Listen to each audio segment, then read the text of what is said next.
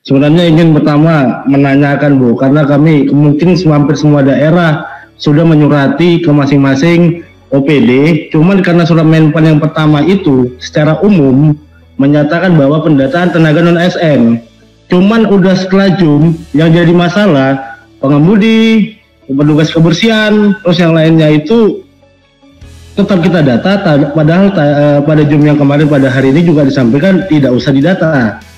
Artinya di sini juga kami bisa didemo orang kami Bu. Kan gitu, satu yang menjadi ininya. Terus yang dalam surat Menpan juga ada BLUD juga tidak masuk dari BLUD. Nah ini kan banyak persepsi bahwa di surat Menpan yang pertama kayak jebakan sama daerah jadinya Bu. Kita semalakama jadi kepada tenaga non ASN, karena yang kita data ini adalah tenaga non ASN yang tidak disebutkan pada surat Menpan awal rinciannya apa-apa saja.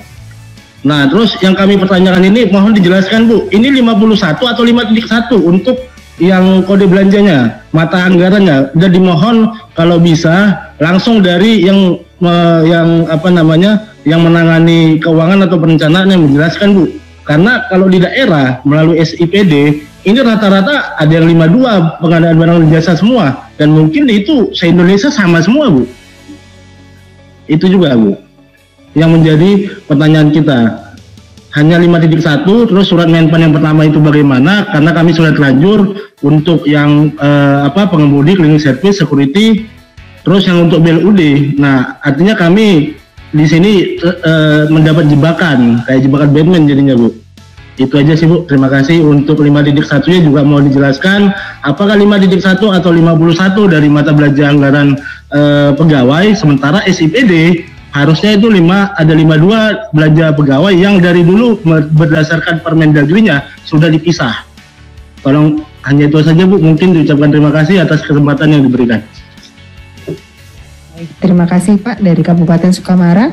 Silahkan Pak Yoga untuk dijawab dan kemudian ditambahkan dengan Pak Odit. Karena nanti ada verifikasi. Sebenarnya terima kasih Pak dari Sukamara, Ibu dari Mutara juga. Yang pertama mungkin kami tegaskan sekali lagi Bapak Ibu ya. Yang bikin rame dijebak itu karena apa? Karena dari awal kan memang sudah dijelaskan bahwasanya untuk pendataan ini dilakukan tidak untuk rekrutmen. Jadi kalau nggak didata pun nggak masalah, didata pun nggak masalah. Baik didata maupun tidak didata itu tidak akan berdampak langsung bagi masing-masing yang didata ataupun yang tidak didata Pak. Nggak akan berdampak langsung. Jadi meskipun yang bersangkutan didata ataupun tidak, yang bersangkutan masih bisa nanti melamar CAS masih bisa. Jadi pendataan ini hanya untuk voter nanti Pak. Jadi nanti mau diberikan pengertian saja, meskipun yang bersangkutan itu tidak didata, baik berdasarkan surat 185 maupun 1511, nanti mereka masih bisa kok Pak ikut seleksi CASN. Nanti mau diberikan pengertian saja Pak, berdasarkan PP Pak ya. Nanti kalau misalkan Permenpan terkait rekrutmen di tahun 2023 misalnya nanti belum keluar, Bapak yang sementara ini mengajunya pada PP 49 saja Pak. PP 49, PP 11 tahun 2017 contoh PP 17 tahun 2020 ataupun undang-undang ya, bahkan Pak itu kompak semuanya Pak, semua bisa didaftar loh sebagai ASN boleh. Jadi yang nggak didata boleh mendaftar Pak, bisa, kesempatannya sama dengan yang mereka nggak didata. Jadi nanti mohon bantuan juga bagi Bapak Ibu biar nggak gaduh dan nggak rame nih di Pemda. Kalaupun mereka nggak didata pun jangan khawatir, bukan berarti mereka nggak bisa jadi ASN, nggak bisa jadi P3K. Masih ada kesempatan nanti kalau syarat-syaratnya sesuai memenuhi. Pun juga mereka yang sudah didata pun juga nggak ada jaminan Pak, kalau mereka nanti akan diangkat langsung sebagai P3K pun nggak ada. Begitu nggak Pak ya? Jadi seharusnya alasan untuk gaduh pun, untuk rame pun sebenarnya nggak ada Pak, nggak ada alasan secara langsung yang langsung terkait dengan surat kami 185 maupun 1511, karena jelas 185 kami mengingatkan kepada Pemda pendataan strategi harus segera dilakukan loh dari kita terakhir. Di 11511 kita ambil secara teknis untuk pendataannya bagaimana. Jadi nanti kalau misalkan yang bersangkutan ternyata nggak didata, nggak masalah, nggak apa-apa. Tetap nanti masih bisa ikut seleksi CASN asalkan yang bersangkutan memenuhi syarat seleksi ke depan. Pun sebaliknya, kalau mereka tidak kalau mereka didata, mereka juga belum tentu lulus atau mungkin bisa mengikuti P3K tergantung seleksinya mereka memilih atau tidak. Yang kedua adalah terkait mata anggaran Pak. Nah, kami kira poin kami jelas Pak ya, entah itu masuk ke poin angka mata anggaran 51, 5.1, 5.1.1.2, 5.1.2.2, ini secara teknis mungkin diatur di beberapa di Kemendagri atau mungkin di perimbangan keuangan atau mungkin di bina anggaran daerah, bina keuangan daerah, atau mungkin ada beberapa yang masuk pengelola barang jasa itu ada yang masuk ke 51 bahkan 5.1 bahkan taksubnya ya.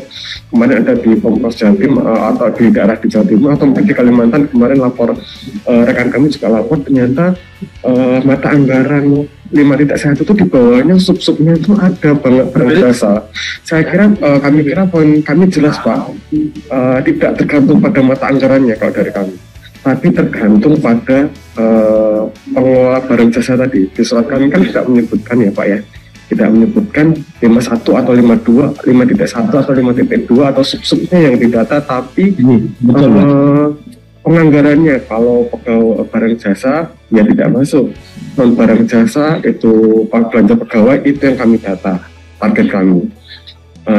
Kecuali untuk APBD ya, kecuali untuk yang non APBD itu pos sama POK itu bisa dimasukkan karena itu terkait tenaga pelayanan dasar Pak ya, guru sama pendidikan sama kesehatan. Jadi nanti kami juga pengen tahu potret secara langsung selain dari Kemendikbud dan juga Kemenkes juga dari Pemdanya langsung. Nanti kami sandingkan data Kemendikbud dengan Pemda, sandingkan data Kemenkes dengan Pemda. Jadi mungkin kami akan lebih dapat penguatan yang kami kira cukup bisa kami pertimbangkan untuk unsur kebijakan. Terkait BLU-BLUD, memang di 185 kalau tidak salah tidak menyebut Pak ya, tidak menyebut itu bisa atau tidak, tapi memang BLU-BLUD ini sedikit ini Pak, sedikit punya berjalan di dua kaki Pak, karena mereka sebenarnya punya PP sendiri, Nah makanya akhirnya untuk menghindari BLU-BLUD ini di zona abu-abu Pak, kami coba pisahkan saja selama mereka masih punya PP-nya masih berlangsung ya Pak ya, kami yaudah BLU-BLUD nanti nggak apa-apa tetap ikut PP mereka, tetap berlangsung untuk pengelolaan pegawainya, otoritanya sesuai dengan ketentuan peraturan pemerintah sehingga tidak perlu didata ya untuk BLU-BLUD, sehingga tidak perlu didata Pak ya. Jadi nanti mohon Bapak Ibu dibongkar kembali yang BLU-BLUD supaya nanti meskipun nanti masuk di kami ternyata bocor ya Pak, datanya nanti masuk di Mas Audit juga di aplikasi ternyata masuk, mungkin nanti juga akan difilter Pak, pendataannya mungkin akan dikesampingkan dulu untuk bahan nanti kami analisa. BLU-BLUD mungkin belum dulu Pak, belum didata. Tapi sekali lagi Pak ya, tidak mempengaruhi ke orangnya, apakah orang yang didata itu nggak masuk, nggak bisa ikut seleksi, belum tentu. Apakah orang yang didata itu sudah pasti ikut seleksi dan sudah dinyatakan lolos, juga belum tentu. Ya, jadi pendataan ini hanya konteks dulu kita melihat peta kebutuhan di daerah untuk non ASN ini seperti apa. Kebijakan nanti keluar di belakang setelah pendataan ini selesai Pak. Demikian Pak dan juga Ibu Dr. Mungkin ada tambahan dari Mas Audit. Ya, terima kasih. Mungkin tadi sebelum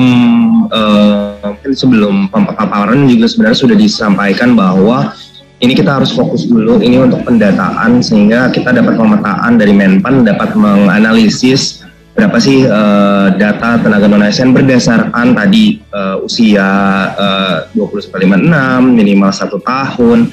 Jadi dari situ saja, dari persyaratan itu saja yang dilihat. Lalu nanti tadi ada juga pertanyaan